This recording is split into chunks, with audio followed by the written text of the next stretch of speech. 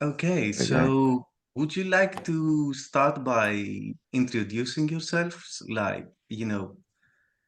someone to start and say a few things about the band? Yeah, I can. So my name's Jonathan. I play guitar and vocals in Vulgaris. Vulgaris has been going as a band with this lineup for about 4 and a bit years now at this point. But we originally formed in 2017. So altogether, it's been Jesus, like 7 years. But obviously, you take COVID out of that, take 2 years out of that. But then, yeah, with this lineup, it's been together for about 4.5, nearly 5 years at this point. All right. And you, Jess? Yeah, I'm Jess, guitarist. I like to bring the thrashier side of Vulgaris out a little bit here there. I've been with Jonathan since the earliest days of this incarnation, where I helped him kind Yeah. of produce the first songs we released, and we've been writing and working together since. Yeah, having a good time. Okay. So, Matt, do you want to introduce yourself?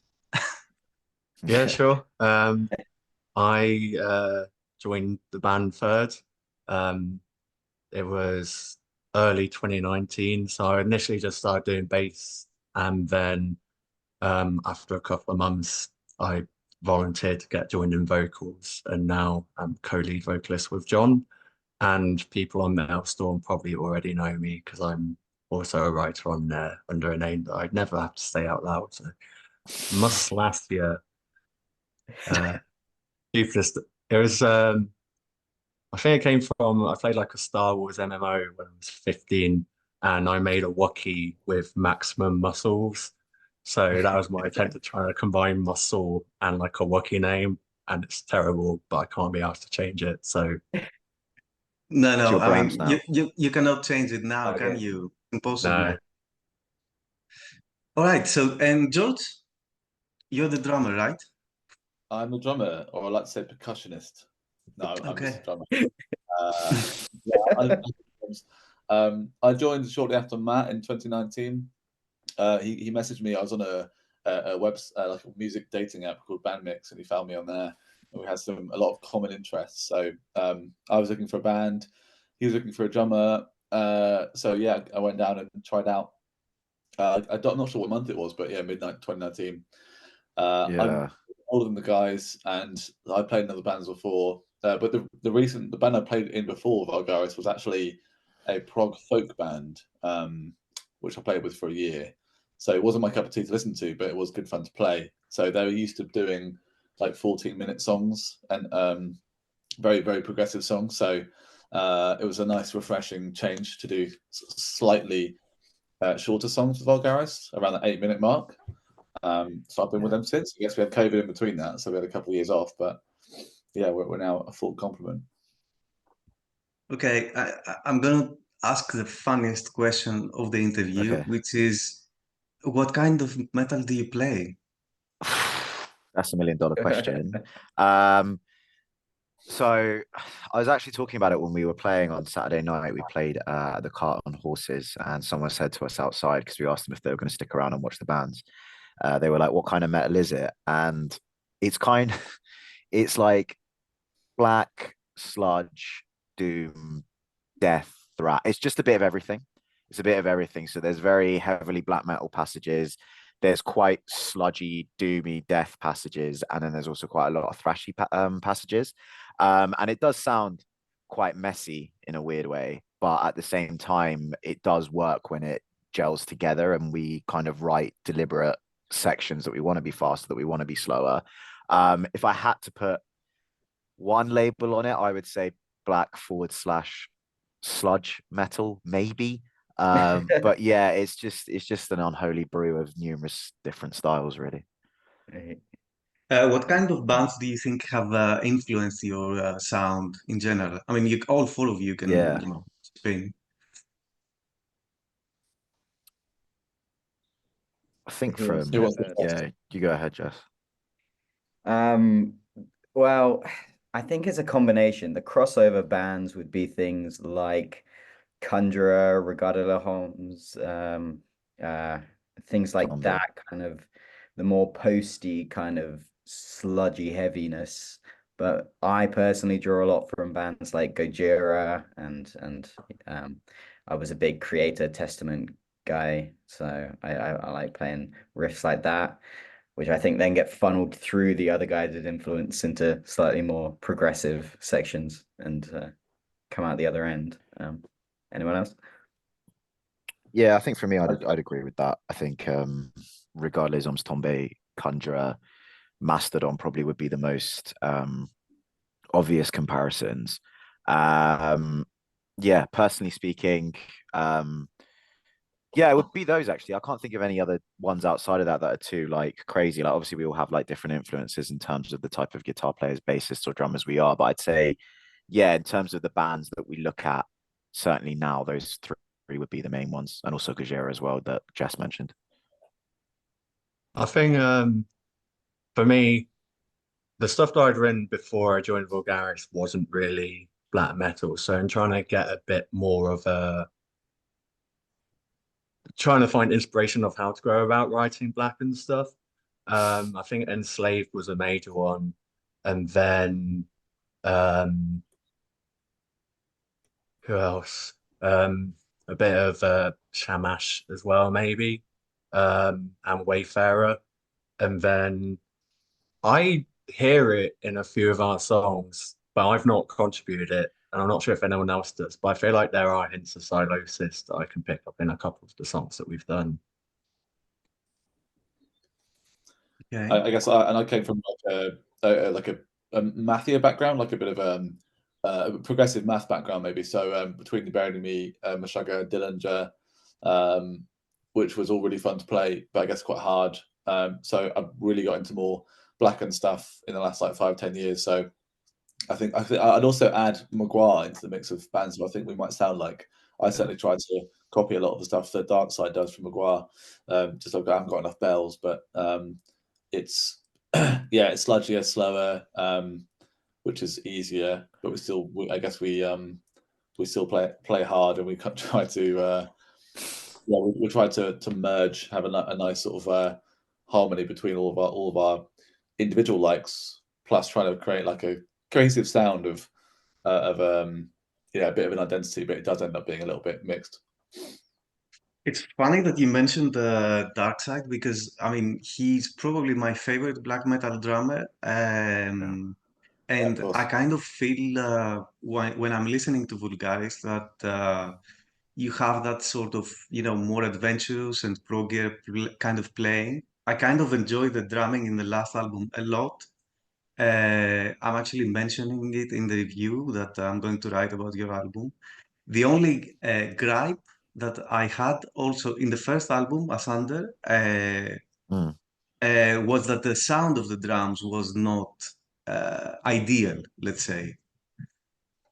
Yeah, fair enough. It was like recorded on a electric kit in my room here, and we've never mixed real drums before, so it was very DIY.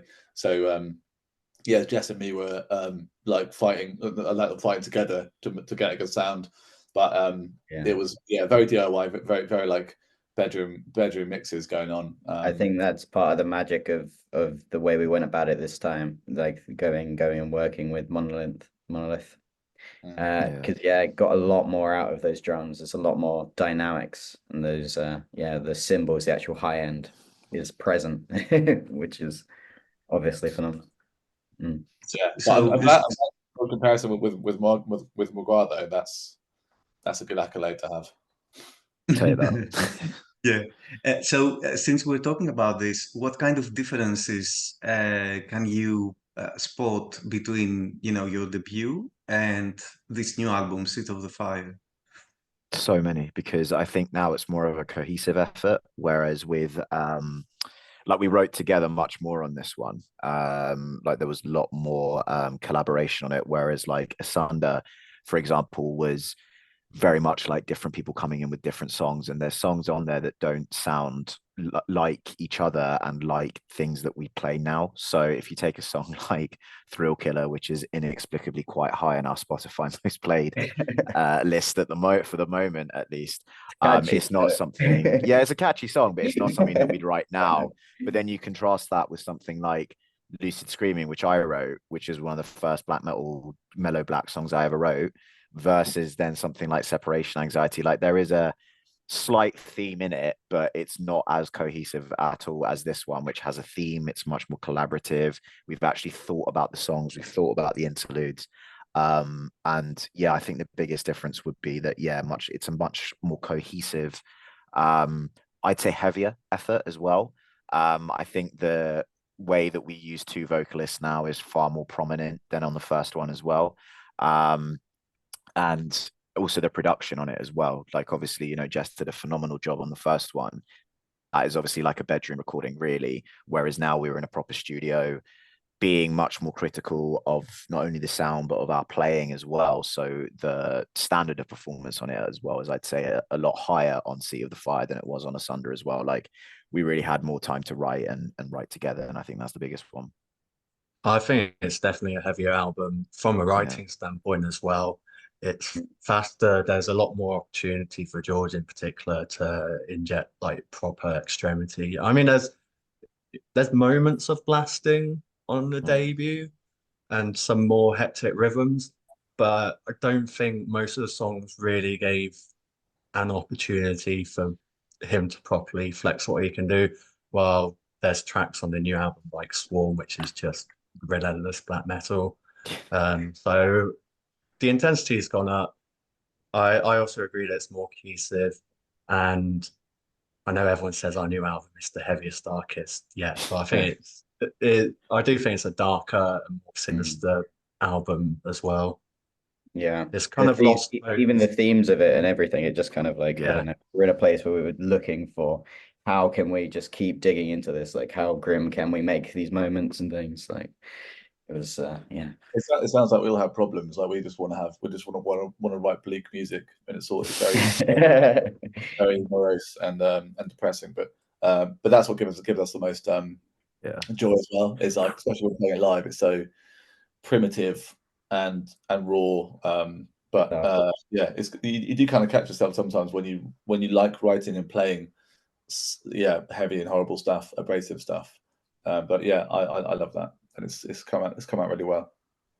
A similarity between the two of them, though, is that they both have blokes with 8-packs on the cover. So they've both got very muscly men on the cover, which I didn't have too much input on the album art either time, but I have noticed, that we seem to like, it's not a deliberate choice, I presume, but we seem to like topless men with 8-packs on the covers of our album. So there's a similarity there from that perspective. Don't say it in the interview. We'll have to do it on the third one, man. It's inspired by us. How did you choose the theme of the album? Because there's a concept behind it, right? Yeah. Well, for me, it was for me it was we had Asunder, which was drawing on this Greek god imagery kind of loosely in that album, but that was sort of the vibe there was Greek. John is Greek Cypriot, and there was a little bit of like, what flavors there, what kind of lore and stories am I interested in that I can sort of like adapt. So it's kind of an honorary sequel, it's one of those similar thematic world to the sort of story we were trying to tell on the first album. So just kind of like taking and running with that, with this idea of, it does feel like the world's burning right now. I know we're like, a lot of division, politics, the economy, all that, So this album is kind of burn it all down, nihilism a little bit, but in a hopefully an exciting, filled with explosions kind of way. And who writes the lyrics for your songs? Typically, we write the lyrics that we sing. There's if I'm like writing the song musically, I'll maybe want to kind of control the lyrics the whole way through. But for this album, I think John and I pretty much wrote our respective parts entirely. Yeah, But how we were we do it. working Sorry. to Jess's concept. Yeah, how we normally do it is we send each other the lyrics because it's mainly written by Matt and I. We send each other the lyrics and then we write around each other and make sure that we link it, because obviously you want to make sure that you're singing about the same thing. Like, it wouldn't make sense if one person's singing about Prometheus and then the other person's singing about like having a bad day at work or something like that. Do you know what I mean? Like, it would make no sense. So we both use each other's lyrics as reference points so that you're still fitting with the theme. And obviously we ask each other, like, what do you want this bit to sound like vocally, so that the lyrics can actually be sung in the right way and expressed in the right way as well. And who is writing the music? It's been really collaborative. I mean, for our different songs, it bounces between, I'd say, me and Matt with the start of an idea or coming with a demo or recording. And then it gets dissected, it gets put before the board, and we sort of take it apart and try and think about what is important about this song, needs to be kept, what gets scrapped, or what can be reworked to work better. We just sort of like go back and forth, and if anyone's not happy, we do kind of just keep coming back to it and keep playing with it, because we want the consensus, really. Yeah, I think for this album, the majority of the songs came from initial ideas from Jess, because he was kind of crafting the concept. But for most of them, it was normally at some point in the second half, we would take it in potentially a different direction. And then the song Asphyxiation was John's song that we built upon. So yeah, I think everyone's had some contribution. George managed to have his moment with the intro to the title track that was a 11th hour massive improvement upon what we previously had. It's interesting that my interest. Oh, sorry, go on. No, I was just gonna say, being a drummer, like you can't really write melodies, but I wish I could. But otherwise, it's more like rhythm-led things. So yeah, there's some sprinkles of that as well. Asphyxiation is actually one of my favorite tracks on the record, and I very much like the prelude to it. There's two interludes actually. There's one intro track, and there's two interludes in the album that I find both of them actually. I don't want to give so much away for the people who are going to watch the interview, but anyway, I think that the two interludes, which most of the time for me are like things to put in the bin. I'm not a fan of interludes at all, but for this particular album, I think they play a very important part to the songs that come after them. And actually, both of them are really, really good. Especially the one before Asphyxiation is giving so much of it's setting up the atmosphere for the song that comes after, I think. My question would be, actually, that was a statement, not a question. My question would be, how come you didn't choose to actually make the interludes parts of the songs, like to be the intro of the actual song? I always wanted to ask something like this for a band. Like, why don't you put the interlude being part of the song and you make it a separate track?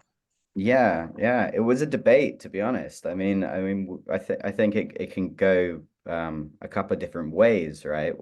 Where we love these long songs that take us on journeys as like album listeners and real, proper music heads that we're all sitting here. But there's something about the idea of putting on one of those songs and it just being that catchy moment, and you're going for it. And there's a way of digesting music. So we were torn, both are good and exciting. We think Matt, you might be able to add more on final decisions, but it was a debate, But yeah, I'm, I think I had some fairly strong opinions about the first song because that has the very short intro. There's a separate track, and then there's a kind of prelude that is within the track Black Gold Baptism. And I was very vocal about wanting the prelude to be part of the song, but at the same time, I also was in favor of the kind of electronic interludes being independent tracks. It's kind of just a vibe thing. I think I think for Black Gold Baptism, there's motifs in the kind of prelude section that are reprised in the finale. So I kind of wanted them to be together to tell a cohesive whole. I think the electronic interlude tracks build the atmosphere, but they don't necessarily have like musical components that are then called back to. So they feel more like standalone compositions to me, which is why I think the idea of if you whack it into a playlist, the song having it without that intro, it's gonna more immediately hook someone in rather than if it's an 8-minute track and the first 2 minutes are like atmospheric building. So I'm happy with the way that we did it. Do you have a favorite track from the new album and why? Like all four of you might want to answer this. Yeah. Mine changes. I'll let someone else go first. Mine changes. It was Siege, and maybe it's something about it being out as a single. But Swarm or Seat of the Fire for me. The intensity of those, like the speed, is fun. Yeah. Mm-hmm. It's like For whether me, it's or whether to play them or to hear them or to listen to them.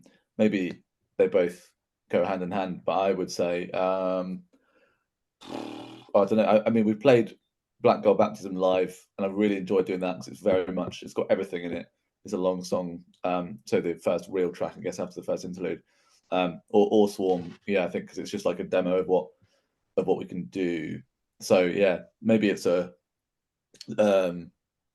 a topic to think about whether it's like what to play it or to listen to it. But both for me would be between Swarm and Black Gold Baptism. Mm-hmm. I think John? mine would probably be Siege because for me it's the catchiest, it's the grooviest, and I really really like the ending to it, like that breakdown riff at the end. I don't know if that's the right phrase for it, but kind of like that build up breakdown riff, because that was the riff that I wrote on the album as well, and I'm really proud of it. I think that was the one that's the most fun for me to play as well, and I actually prefer the songs. So it would either be between that or Black Gold Baptism, because I kind of prefer the songs where I'm doing predominantly just playing guitar and a little bit of vocals, just because you can actually sort of take a minute to actually enjoy them, see the crowd's reaction, and focus on playing them rather than being glued to a microphone or anything. And I think it's probably those two, which ironically I do the least vocals on, that I probably enjoy the most, just because Siege is so catchy and so heavy and groovy. And then also Black Gold Baptism, like George says, it's a lot of fun to play. It's quite techy as well in places, which I like, while still being catchy. And I love playing the ending as well when it just slows down and down and down in it. I think it's really, really heavy, and I love that crunch to it. Mm-hmm. I think for me it would probably be Siege and Swarm. Both of them, I just think they end on such a high note. Like there's something so emphatic about both of their endings, as they, particularly the very end of Swarm, when it goes into the kind of slightly more beat down passage over the same thing it was doing before. I just find that to be so intense every time. So no one chose asphyxiation. That's interesting. That's probably my favorite. It's grown a lot. Like Yeah. it previously had a different second half. We And I worked on think, that song a lot. Yeah, that one. yeah, I think a previous iteration of it would have been the clear weak point on the album. And then about a year ago, we managed to rework the second half of it. And it's certainly reached a point where it's at the same level as the rest of the tracks for us. Yeah. And I think it's good that it brings the variety to the album that it does. But yeah, not quite my favorite on the album, but I still like it. I think we found before from playing songs live that the crowd would actually like a song that we didn't expect to like. Yeah. And that's awesome. That's we're so used to these. We've written them, we played them over and over again. We recorded them, and as you know, when you record an album or songs, you kind of get, for a little while, you get sick of them because you're just playing them over and over again. You just want them done. But it's really nice to know when people hear them for the first time, they like songs for a different reason, and it's like they're hearing them for the first time, and it makes you realize why you liked writing them for the first time as well. I think what I do like about Asphyxiation, and what I will say for it, is obviously I do really, really like that song. I think as well, what I like about it as well is that it is quite ambitious in a weird way as well. Like it's quite a long song. There's like clean singing in it. There's like a lot of switches in it, and then obviously the ending, which I'm not going to ruin, is thought again, is something we've thought about and tried to actually convey emotion with, rather than just sort of thinking, oh, the song's kind of petered out, let's think of an ending riff. So I do like that one because it is probably, I would say probably a little bit more thought behind it than a lot of the songs on the album, and it is ambitious as well, which I like. And then yeah, obviously I think when you're playing sort of like extreme metal like we are, I think putting in clean singing can sometimes be a bit divisive, but the way that it's been mixed into the track I really like. And it's something that I think Matt pulled off really well. Now that you mentioned you talked about the live shows, how is that going for you lately? Doing live shows, I mean. It's all right at the moment. So they kind of come scattered around. We've just had one, and we've got one again next weekend, and then the month after we're doing a album launch show, and then we're going to be doing our first festival last weekend of August. There's an initiative in London called the London Mel Coalition that we're a part of, that they've started putting on a festival. So we're lined up to play that. So it'll be nice to have a festival experience, but they kind of come and go. Sometimes you'll have a couple of months without anything on the radar. What would be nice, depending on what the outcome of the response to the album is, if we could get some form of tour arranged, whether it's just local to the south of England or England-wide, and get the opportunity to play in different cities, because we've played a lot in London now. I think most people who are regulars in the circles have probably stumbled across us at some point. So I think having the opportunity to get outside of London and play to new people is ultimately what's going to benefit us growing a little bit more. Where would you dream of playing? Like which festival would you like to play the most? I think we all would want to play Bloodstock. So last year we did the Metal to the Masses competition in London, and we got to the final, where obviously like the winning band gets to play at Bloodstock, and unfortunately we didn't win, but we did get all the way to the final, which was a good achievement in and of itself. And we got to play at the Dome in Tufnell Park, which is an amazing venue. The most recent gig I've been to, I went and saw Wayfarer with Enslaved at the Islington Assembly Hall. I'd love to play there. But in terms of festivals, yeah, Bloodstock, Damnation, whether we could play it Download, which is quite like a kind of like mainstream vibe to it. It's up for debate, but I'd like to play there. Yeah, Arctangent as well. I think any of the big metals in the UK, festivals in the UK, because I think that's something the UK is known for, would be really cool. And then if we got like a dank little festival somewhere like Slovakia or Czech Republic or Romanian festival. Playing overseas, yeah, that would be wicked. Would you be thinking about doing like a tour outside the UK at some point, or is it like we would love to. We would bite your hand off for that. Yeah. It's getting to a point where it's viable. And it would have to be like a small scale forth, but unless we somehow manage to get picked up to support some like properly established band. But yeah, just doing a few European tour dates would be amazing. Yeah, be fantastic. Who would you love to play with? Like, which band would you like to support, for example, on a tour? If you could choose any band. Anyone. Yeah. Does everyone want to take a turn? I mean, dreams are for free, so choose anything you want. Yeah. I guess off of that, I probably would say Magua or any band in the Church of Ra, the Belgian collective. Or like Amenra or something like that. Yeah, that would be grand, wouldn't it? Yeah. I think it's got like if you have the opportunity to go on tour with someone, that gives you the opportunity to see them like every night. I think it would be nice for it to be a band that you could kind of stomach seeing every night. And I think at the moment, like I could probably watch June every day for a fortnight and not get bored of them. So it might be them. I was gonna say that I was just thinking about this band, and I think that you would fit very well together, musically at least. That Matt will love that. Yeah. Yeah, it'd be buzzing. Completely adore it. Yeah, idolizes them. I think Maguire's a good shout. I'd like to play tour with them. Conjure are on that list, but we have been lucky enough to open for them in September last year. We opened for them in a town in England called Tunbridge Wells. But I think someone like Gajira would be unreal. Mastodon, someone like that, definitely. Jess, what do you think? They've used all of my examples. I'll play Okay, with okay. Britney Spears, and we'll just get really famous. I don't Exposure. think she plays anymore. I have no idea, but I don't think she Shit. plays anymore. Terrible example. Yeah. We could do Taylor Swift if she played the that black metal album that she brought out. Yeah. What's your second single going to be?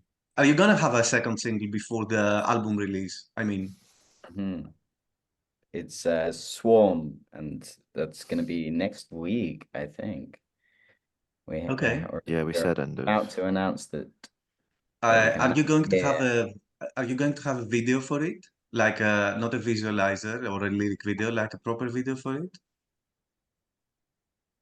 No, Am I supposed to ask these things? Yeah. No, it's Absolutely. fine. You are very welcome to ask it. Of course you can ask. We had there are expenses that pile up when you're trying to make anything happen. So in between sorting out merch, trying to push the album a little bit, to make a good music video cost quite a bit of money. Like the Goat Bong video, which was a good video, I think was over $1,000. Didn't really feel like we had the time or the budget to make a video that was worth making in time for our proposed release schedule. So what we've got is we've done a couple of like kind of vignette clips of like a minute or so of the two songs we're doing as singles. So I think if you listen to the single from the album on like mobile on Spotify, there's like a loop video that plays in the background. In hindsight, like that footage looked really good. And if we'd just done one song, like if we'd done Swarm because it's a short one, maybe we could have made a video out of it. But what's done is done. I think I'm probably the one out of all of us who least values music videos as an element that will grow us more. Maybe I'm correct in that. I like the idea of us releasing a music video in support of this album, but I think we gotta see how people like this album at this point. Yeah. So there might be scope for that in the future. Definitely something that we would like to do. It's certainly on the radar. They're very fun, but yeah, we'll have to quite wait. grueling. They're quite grueling at times. Like when we did Goat Bong, so I mean, we have got music videos out there. Goat Bong being the most recent one, which came out at the end of 2021. That was a really, really fun music video to shoot, and there was a story behind it, which was cool, but it was quite grueling, like filming stuff over and over again for about 7-8 hours. And like Matt said, it gets expensive as well. And obviously, with the level that we're at, it's not like you spend money on making a video and you make all that money back through like music video streams and things like that. So it's kind of like picking and choosing the way that you want to get your music out there. And I think, you know, as Matt said, in hindsight, maybe a music video would have worked, but we still got really good like visualized clips done by Tim, who's a videographer that we work with, who's fantastic at his job. But yeah, like the other two have said, like see how this one is received, and then if there is that demand for it for the next album, then it's definitely something that I think we'll do. Okay. So I just want to say we only have about a couple of minutes more on this meeting. So, but I would like to ask you a few more questions. So, do you mind if we exit and re-enter? Is that okay with you? Absolutely okay. Yeah. Okay, let's do that now then. Do we do it now? Yeah, cool. Yeah. Sure. See you in a second. Yes. Yeah. Cool. Okay, so after a little break, I would like to. You were talking about the video clips and Yes. how you did a video for Goat Bong, or I can't remember the song title. Goat Bong, Goat was Bong. it? Yeah, we did the Goat Bong. Yeah. That was a really cool title for a song, actually. I watched the video. It looked more expensive, I would say, than Six Rivers in a way. Yeah. Um, but I guess what we Yeah. were saying is that it's difficult for a band that is starting and it's new and it's underground to actually, spend a lot of money on these things, because you have to spend money, for recording and for albums, and it's easier to have a label behind doing all that, isn't it? Yes, definitely. I think it's the financial thing, but also definitely like the time constraint of it as well. And I think obviously when you do it for the first couple of times, like when we filmed the Six Rivers music video and a Sunder music video, it was the first time that we'd ever done it. So we didn't really know what to expect. And obviously we thought you'd just go in, blast through the song a couple of times, film it a little bit, and then you had a music video. And then it was when we were doing Goat Bomb, we were like, actually, there's a lot of like background work that goes into it, like because it was done over 2 different days. So the first one was filming us playing and renting somewhere out, setting everything up, deciding how we wanted to do it, and then the second one was filming the story bits as well. But yeah, I think financially it's obviously better to be backed by a label. But yeah, it's also the time perspective as well. But obviously, you put in the hours with this kind of thing because that the end product, particularly working with Tim, as I said, who has done all of our music videos, that it's going to be worth it in the end. So you are releasing Seat of the Fire on in digital format. Are you thinking about doing physical copies? Have you considered it? We have So definitely. yes, so I think I imagine it's not yet ready to announce, but we've signed it. I imagine by the time this interview goes out, it will be possible to mention. We have a digital distribution agreement with Wormhole Death. So that's going to help with hopefully expanding the audience that we can get with it. There was a financial jump up between a digital distribution and a full physical media distribution that wasn't really in our current budget when considering the fact that we've also recently ordered merch for the first time and so on. I think we'd love to do physical copies. One thing I'm aware of is that because we've never had to consider it before, we have an album cover. We don't have an album booklet worth of images. And yeah, I'm curious about the process of getting, because obviously you don't need to have that level of detail in the booklets, but you can't just go from that to like a blank screen or images that aren't consistent with it. So we would need something to flesh out the booklet and the back cover. And yeah, it'd be lovely to have a copy, but then you've got to consider what physical copies are we going to do? Are we going to do CDs? Are we going to do vinyls? Are we going to do cassettes? Are we going to do all of them? And the money starts to rack up. So it's something that will probably be a target for down the line, hopefully. How do you like listening your music? I mean, in which format do you prefer listening to music yourselves? I mean, Yeah. the best way that I like putting on my vinyls. You know, I like sitting at home. I would definitely love to produce them, but there's the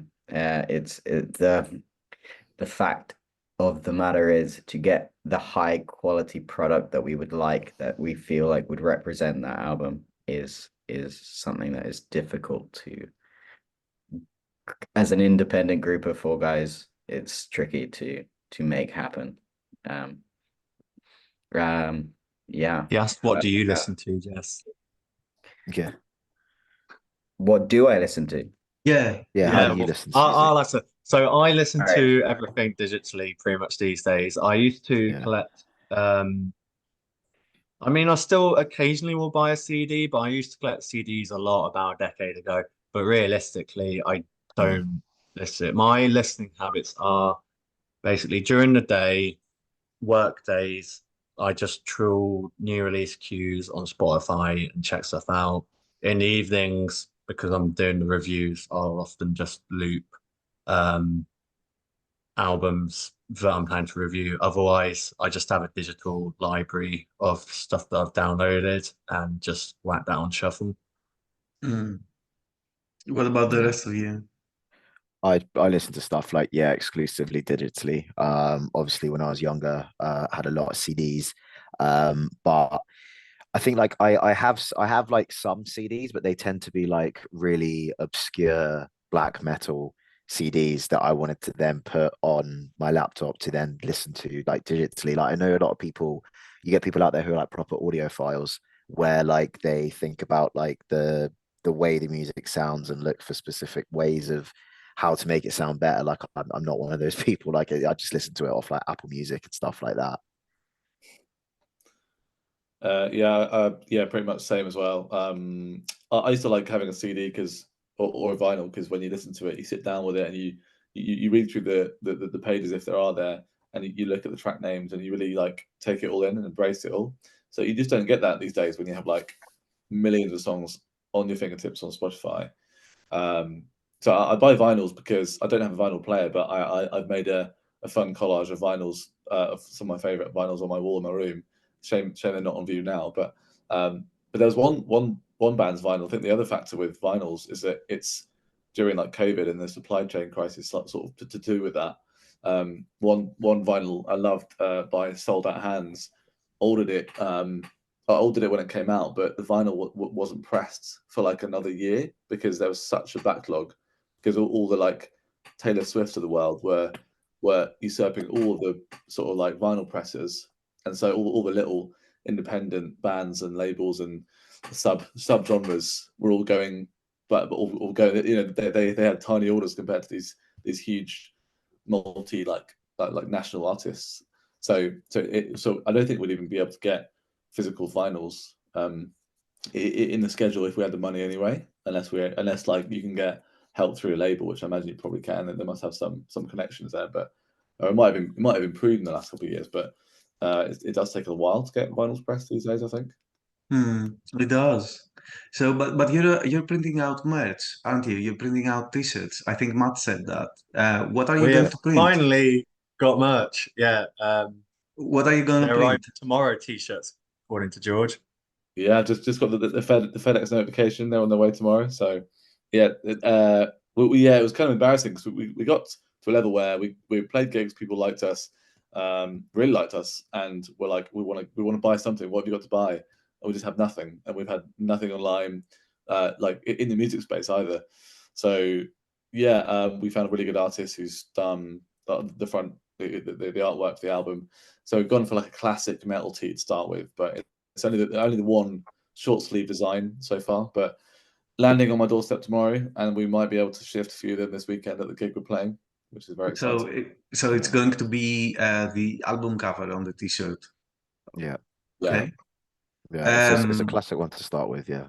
Yeah, of course, of course. It's also a very nice album cover. I was wondering, was any AI used to create that? No. Not the No. winner. No, so the artist is Leon Surihama, who has done um he's done the Eternal Storm album covers, and Oh, he did the wow. Seth from a couple of years ago. If you remember the red one with like the Yes, I church in do. it by Seth. So he's done those two. He's done a few others, but those are the ones off the top of my head. And we were looking through who are available options, and I made a list going through. There's blogs online of like male artists to check out, and I found about 20 and put them together. And of ones that had available prices online, my top two were him and I think his name's like Kalen Stockermans, who does like Lorna Shore, Acacia Strain stuff, who was like over twice the price. I was like, honestly, let's just do the guy that we can actually afford. I think it's digital art, but like really high quality digital art.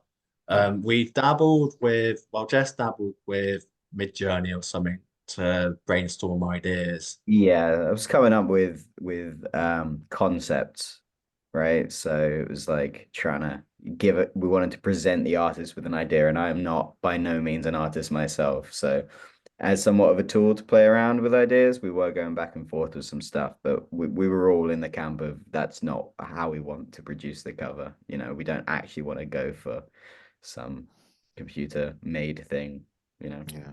I think AI is like, people have started using it a little bit. Like I think it's Deicide's most recent album had an AI cover on it. And I know a lot of It people does, don't, yeah. It yeah, a lot of does. people don't like it. And I think just at the moment, because it's not quite advanced enough to not look quite synthetic, if that makes sense. That some people do like it and some people just fundamentally don't like it. And I'm sort of in the latter camp where if it looks, because I think it weirdly looks quite dated, even though it's very modern. Like it reminds me of like a lot of mid-90s industrial kind of like that kind of vibe. Mm. And I kind of appreciate when I read musicians talk about it, that it is moving with the times, and they're completely right to a certain degree. But I think at the moment AI is not, certainly from an art perspective, an album art perspective, I don't think it's as advanced as a lot of people think it is, to the point where it actually goes the other way and looks even less real. So I think, yeah, I mean, it was a pretty easy conversation to have when we were thinking about, do we want an actual artist or do we want AI? And I think we were all just very much like, yeah, an actual artist, because yeah, I don't know how some of these album covers are going to look in like 5-10 years. Probably awful, but I mean, there are a lot of I was trying to be diplomatic, yeah. yeah, no, but there are a lot of album covers in metal and in music in general that are Yeah. very pretty shite, but the actual music in them is a bit iconic in a way. So Yeah. you know you, sometimes you have this something that is so bad that it's good. Yeah. I don't think the Sides album is like that, but it was interesting to see that like a band as big as Pestilence chose Yeah, to that's the do other one. yeah, Yeah. to have an AI cover, and they got so much shit for it that they changed the cover of the album in the Yes, they end. did. They did. Uh, I think. Sorry, George, go ahead. No, I was just laughing at that anecdote. Yeah, but I think like people do have a tendency, certainly ironically with music, to judge a book by its cover. And I think like for me, I'm a very visual person, so like when I see an album art where I'm like, oh, that looks fucking terrible, I'm probably not actually going to listen to the album. And I think again, like for us having that album cover, like because the whole album's built around a certain theme, you also want the theme to convey the cover to convey the theme as well as the music. And I think, if you're plugging it in, if you type in the word like Prometheus over and over again into an AI, into Midjourney or something, it's going to give you something where you're going to be like, that's not really what I want. But I think maybe it's coming from a cost perspective for other bands as well. I mean, obviously the ones we've mentioned are big bands, but I can see why like smaller bands would use it, because it's cheaper. You weirdly have more input. You can keep developing it a certain way till you find something that you're happy with. So I get why people would use it. It's just not something that I think is for me or for us really at the moment. I mean, it might change if, as I said, when it gets more advanced, but at the moment, yeah, not something I'd look into. would you have? I mean, this is a question I ask everyone. Like if you were on a deserted island and could choose like 3 albums to have with you, which ones would you choose of any style of music, of course? For me, because I've thought about this, for me, I would probably choose Humbug by the Arctic Monkeys, Pinkerton by Weezer, because those are two of my favorite bands outside of metal. Mate, give it a listen, fucking quality album. And then if I had to pick a metal album, because I would obviously want to take one with me, probably Storm of the Light Spain by Dissection probably would be my third choice. Good choice. Yeah. How about the rest? I could go next. There'd have to be a Silosis album. I can't pick both of them, but either Edge of the Earth or Monolith, they were just such formative albums for me. And I think they still stand up incredibly. One of those. Like I think The Mantle by Aglock is a sensational album. Ooh, It yeah. might not meet Desert Island vibes because it's a bit of a winter album. But I don't know, maybe it'll snow on Desert Island. Okay, maybe And it goes you're up over in the to- Andes, like the plane that crashed in the 70s or Yeah, something. if I was resorting to cannibalism in the Andes, it would be perfect. And then third album, honestly, that Lucid Planet album from a couple of years ago is just unreal. Um, it covers so many styles that I think having that versatility in there would help maintain some of the freshness. That or the Dune album from like 3 years ago.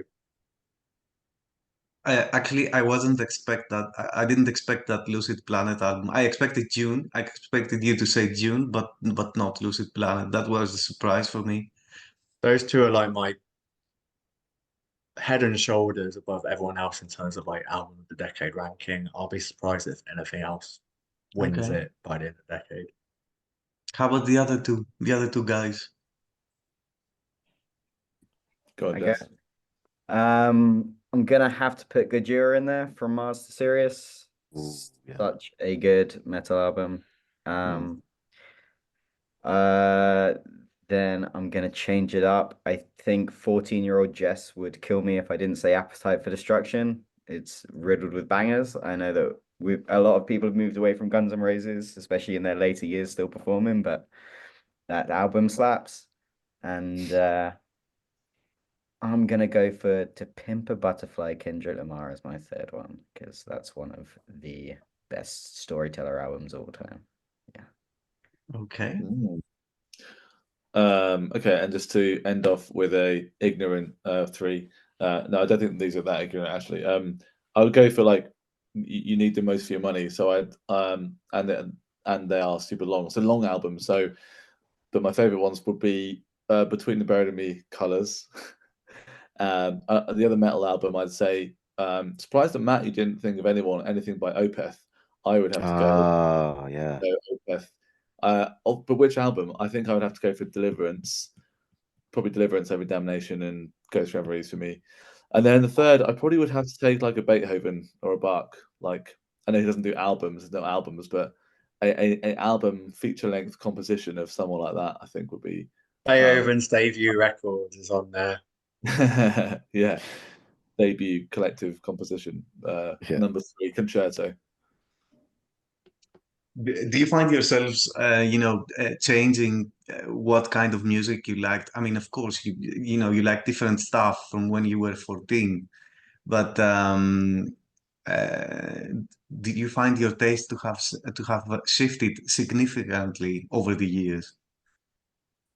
For me, like for me, when I was growing up, I was very much into like indie, kind of like British indie music, and I still am in a massive way. But I didn't actually listen to that much metal when I was a teenager. Like obviously listen to like the big hitters, so your Metallicas and people like that. And then it was kind of in my mid-20s that I started listening to more like extreme stuff. So I remember I did like a crash course literally over like 4 months of going from thrash to extreme thrash to death to proggy death to black metal, which I eventually settled on as being my favorite.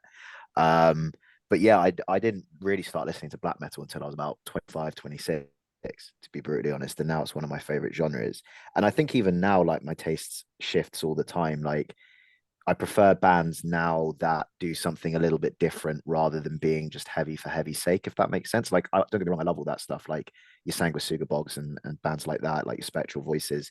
But, you know, bands who, someone like Wayfarer, where they try and do something a little bit different with it, someone like Blood Incantation, and I appreciate that stuff a lot more now. But yeah, for me, like definitely, I wouldn't have said that, you know, in my mid-20s to early 30s that I would be into, you know, extreme black death metal. But here we are. I mean, don't get me wrong, still got a huge soft spot for a lot of like British indie music. But yeah, when I was listening to Arctic Monkeys, who obviously I still am a huge fan of, and like the Libertines when I was a teenager, saying that, oh yeah, your favorite bands are going to be bands like Sulphur Eon and stuff like that, I wouldn't have believed you. But yeah, I think everyone evolves with what they like and what they listen to, and I think you don't really grow as a musician if you don't listen to different stuff and you're not sort of trying to find different avenues for you to go down and even take influence from.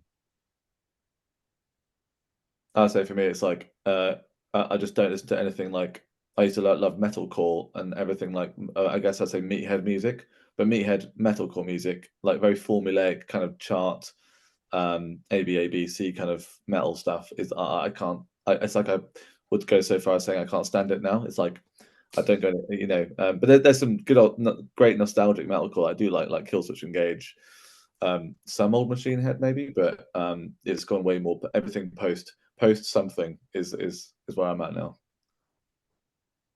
I'm obviously a post sucker too. I think there was a I got into metal later than some of my peers. It was like 16, 17, 18, and it was very like classic Bay Area thrash, Iron Maiden, some grunge stuff. I think like the first half of the 2010s was kind of falling away from that and more into like the post metal rock, kind of stoner sounds, which have become more of my favorites. And then the latter half of that decade was throwing more outside of metal, like obviously through the website, doing the non-metal articles have been probably the last big shift in my taste. But I'm in a similar vein to these guys that for most genres, like a generic sound, unless you're the ones who did the generic sound, it's hard to latch on to. I think you need to have something that means that if you listen to that album, you could be like, okay, this is that band.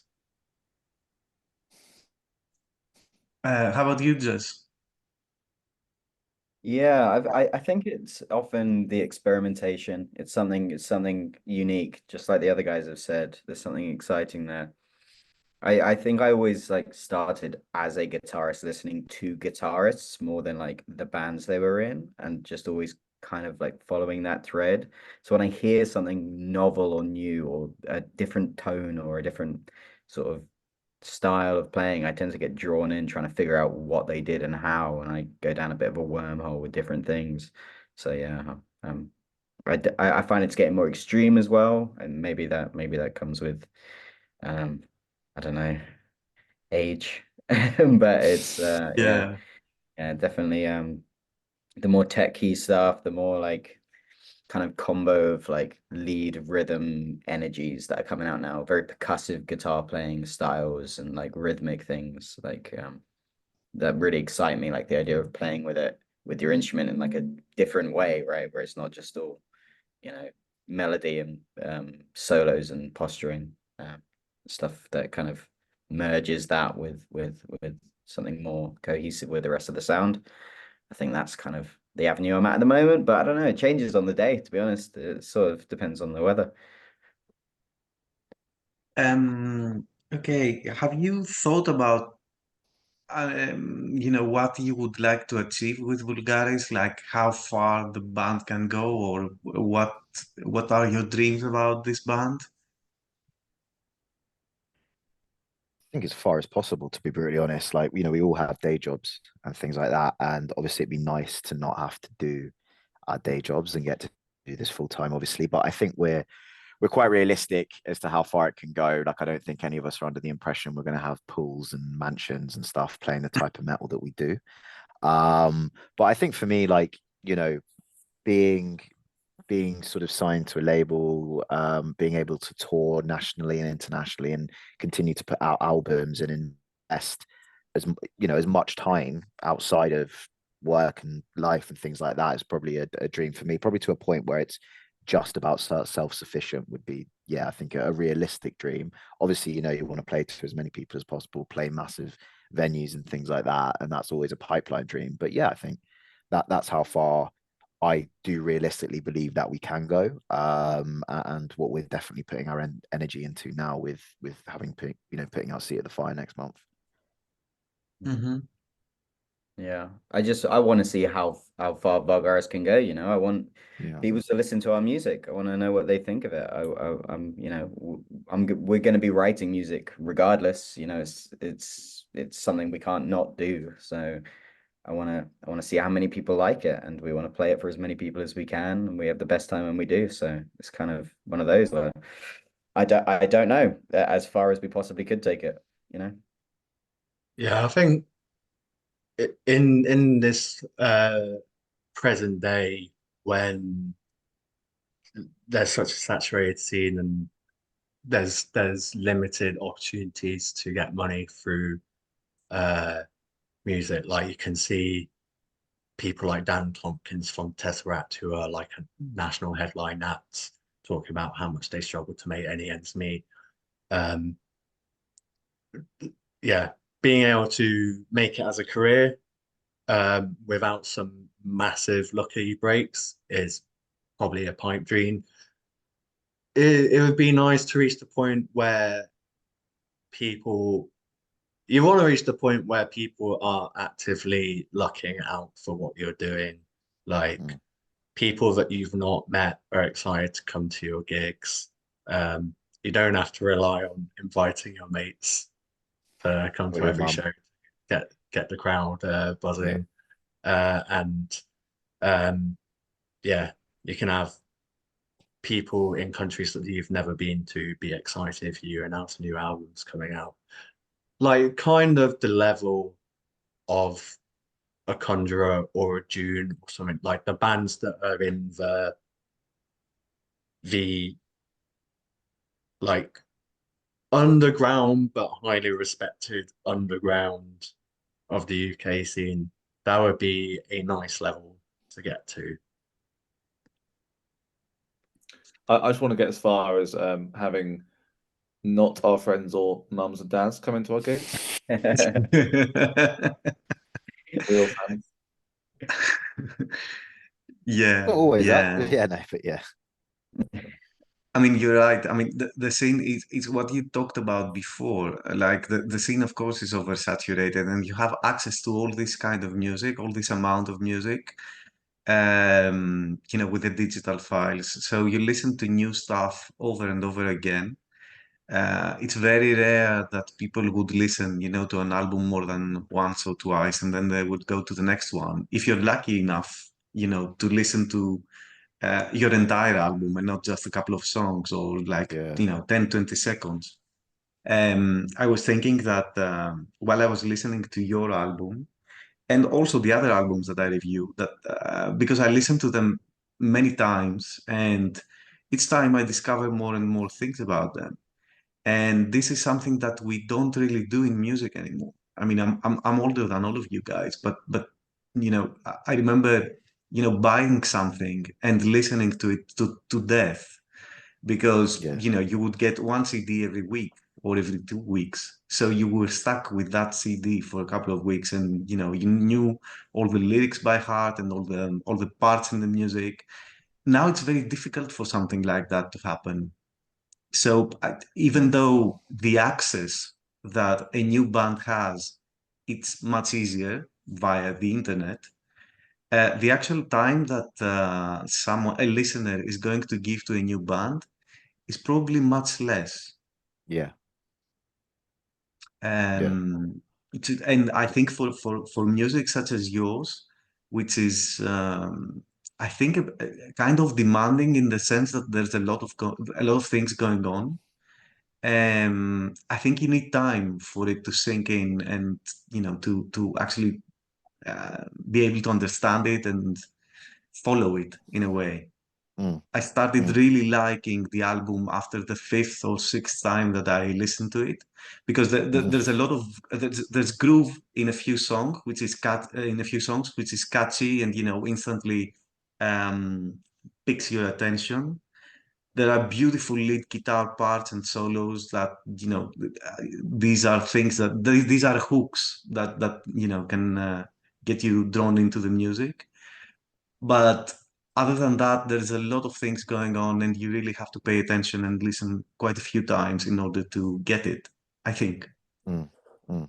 No, I that's don't fair. know. I mean, we had to I'd listen agree. to it a few times, even when we were getting the ideas from like Jess and Matt to be like, hang on, you want us to play what, where, like kind of thing. So even we had to sit down and get comfortable with them before like, yeah, recording them and stuff like that. I think it's the kind of stuff we like, it's the stuff that Yeah. we love listening to a whole album. We love when the song takes you on a different journey or a detour away from where you're expecting. We love Yeah. the sudden cuts and the big drops and these so we have sprinkled in a lot of flavors of those. And I do understand that if you're listening to a lot of other metal and then you listen to this album, you're gonna get a few curveballs as you're going through. Which I think makes for fun listening or repeat listening, perhaps in your case. Yeah. But So I actually don't have any more questions I want to ask. If you want to say something to the people who will be watching this interview, like, and then we can wrap it up. Yeah, I think all I'd want to say is like, obviously, firstly, thank you for watching the interview. Secondly, go and check out the album. And obviously, yeah, let us know what you think of it, be that via social media, be that in what I presume there'll be a comment section underneath this. I just like knowing what people think about the music, as long as it's constructive. Um, But yeah, no, obviously, like, yeah, thank you for taking the time to watch the video. Please go and check us out. If you have checked us out before, or if you've listened to us or come to see us, it's obviously very much appreciated and we're very grateful for it. And yeah, just keep up with what we're doing because it's going to be an interesting couple of years for us now. Obviously with the album coming out and us wanting to push things to the next level. And obviously thank you as well, Nikos, for setting this up and interviewing us. cheers, Nikos. Oh, Yeah, thank you for doing the interview, actually. No Sorry, problem. George, I interrupted you. You want to say something, George? No, just to echo what John said about, yeah, thanks for giving us the opportunity to speak to you. It's been really nice to meet you. Yeah, I will brilliant. I will name drop in full the videographer Tim Becker. Mm. He's our video guy, so do check him out. Available for probably work in the UK, I don't know, but if this is getting transcribed, it's good to get his name down there. Otherwise, yeah, really interested to see what people think of the album, good or bad. We're going to learn from it and just enjoy playing. And I think that we do it justice live. I think people do really find that they enjoy the live stuff, and I find that with a lot of bands too. You understand that you get it more when you watch it live because you get the raw, primitive like heaviness and noise from it. So please do come see us if you can. Matt, any last words? And Jess? What's up, guys? Hello. Thanks for listening. Yeah. Cheers. Read my Okay. reviews. I'm gonna plug my Maelstrom stuff. Read my reviews. Read his reviews. No one's gonna know what you're called on Metal Storm, mate. I've not said it in this interview or anything. My nickname on the Metal Storm is Nick Arg because I have two first names and it's like a combination of my two first names. Okay, So it's like a very simple nickname. that makes sense. Makes more sense than Matt's. Yeah, of course. Anyway, so the new album is coming out on the 26th of May. The interview is going to go live before that. I wish you guys good luck with Thank you. everything. The album really rips, like slaps, and it's a very, very good album. And I'm pretty sure people into extreme metal are going to like it. Fingers crossed. No, but thank Thank you you. very much. Thanks for the interview, guys. Very nice Thank meeting you you. all. Likewise. Enjoy. Bye bye. Take Cheers. care. You too. Thanks, Nikos. See you around, Bye Nick. bye. Bye.